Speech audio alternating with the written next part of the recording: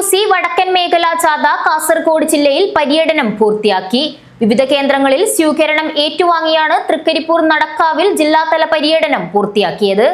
തൊഴിൽ മേഖലകളിൽ അഭിമുഖീകരിക്കുന്ന തൊഴിലാളികളുടെ വിവിധ വിഷയങ്ങൾ ഉയർത്തിപ്പിടിച്ച് തൊഴിൽ സുരക്ഷിതത്വവും അവകാശവും ഉറപ്പുവരുത്തണമെന്നാവശ്യപ്പെട്ട് AITUCയുടെ നേതൃത്വത്തിൽ നടക്കുന്ന പ്രക്ഷോഭ പ്രചരണാർത്ഥം സംഘടിപ്പിച്ച വടക്കൻ മേഖലാ ജാഥ കാസർഗോഡ് ജില്ലയിലെ വിവിധ കേന്ദ്രങ്ങളിൽ പര്യടനം പൂർത്തീകരിച്ച് കണ്ണൂർ ജില്ലയിലേക്ക് കടന്നു. AITUC സംസ്ഥാന പ്രസിഡന്റ് TJ ആഞ്ചലോസ് നയിക്കുന്ന ജാഥ നടക്കാവിലാണ് ജില്ലാതല പര്യടനം സമാപിച്ചത്.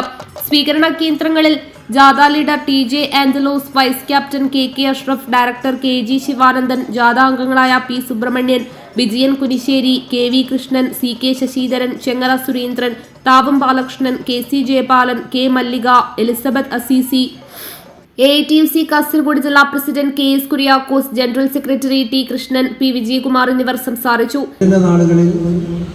നമുക്കൊന്നും 4 പേരിൽ കൂടുതൽ ഒന്നിക്കാൻ കഴിയാതിരുന്ന, അങ്ങനെ ഒന്നിച്ചാൽ അതിനെതിരെ കോവിഡ് നിയന്ത്രണങ്ങളുമായി ബന്ധപ്പെട്ടുകൊണ്ട് കേസെടുക്കുന്ന ഒരു പശ്ചാത്തലത്തിലാണ് കർഷക വിരുദ്ധ നിയമങ്ങൾ നമ്മുടെ രാജ്യത്ത് പാർലമെന്റ് പാസാക്കിയത്.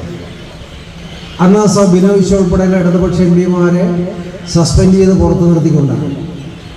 പക്ഷേ ആ നിയമങ്ങളുമായി മുന്നോട്ട് പോകും എന്ന് പറഞ്ഞ പ്രധാനമന്ത്രിക്ക് ഒരു സുപ്രഭാതത്തിൽ ചാനലുകളുടെ മുമ്പിൽ വന്ന് ആ നിയമങ്ങൾ പിൻവലിക്കുന്നു എന്ന് പറയേണ്ടി വന്നു. പ്രധാനമന്ത്രി പിൻവലിച്ചാൽ, നിയമങ്ങൾ പ്രഖ്യാപിച്ചാൽ നിയമങ്ങൾ പിൻവലിക്കാൻ കഴിയില്ല. പാർലമെന്റിന്റെ സമ്മേളനം ചേർന്ന് നിയമങ്ങൾ പിൻവലിച്ചു. കാലിക്കടവിൽ നിന്നും നിരവധി വാഹനങ്ങളുടെ അകമ്പടിയോടെയാണ് ജാഥയെ നടക്കാവിലേക്ക് സ്വീകരിച്ചത്. സ്വീകരണ യോഗത്തിൽ സംഘാടക സമിതി ചെയർമാൻ M ഗംഗാധരൻ അധ്യക്ഷത വഹിച്ചു. കൺവീനർ CB വിജയരാജ് സംസാരിച്ചു. വിവിധ ഘടക യൂണിയനുകൾക്ക് വേണ്ടി ജാഥ ക്യാപ്റ്റനെയും ജാഥ അംഗങ്ങളെയും ഹാരാർപ്പണം നടത്തി.